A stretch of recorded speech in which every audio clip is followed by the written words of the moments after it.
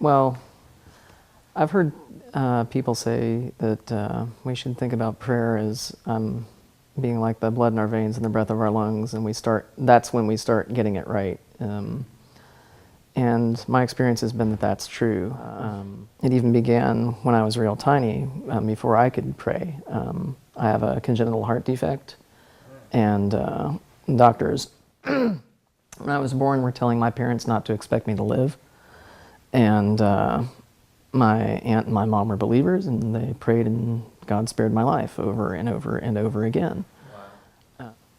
And my current Christian walk really dates back to the mid-1990s. I mean, I'd been raised in a Baptist church, and I was on fire believer in high school, at least. I was in campus life and things like that, the youth group at my little Baptist church in Indiana, and got to college and decided that I liked Jack Daniels better than Jesus Christ, and sort of drifted into Jesus seminar type of apostasy with the Bible's just a bunch of metaphors, and my lifestyle didn't even acknowledge that much. And my brother, who was in Campus Crusade at the time, called me on it a few times, and he and my mom did not stop praying for me.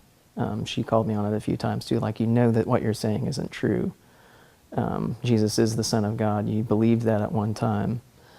And I think that in the back of my mind I really did, but I was more interested in being cool and accepted.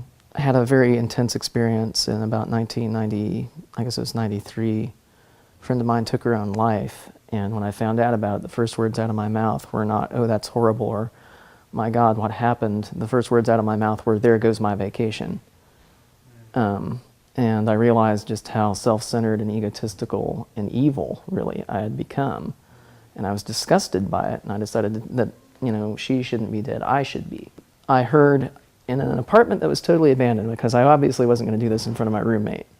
In an apartment that was totally empty, no other human beings at all. In the room, I heard a voice say, "Stop, don't." So I stopped, and I didn't. I remember it being almost like I was robotic. I pulled it out, set it down on the counter, walked back, went to my room, lied down, went to sleep. Thought the next morning it had been a dream, woke up, saw the wound on my abdomen, and realized, no, I really did that. And that really happened. The voice really did stop me from going through with it. And so I actually did pray for the first time in years, and I prayed for 3 things. I prayed for getting a summer teaching, getting a fellowship, and getting money to go to an international conference. Bang, bang, bang, they all happened. And I said, all right, you are listening, you just answered all my prayers, even though you have no reason to whatsoever. And I get the fellowship to go to Germany.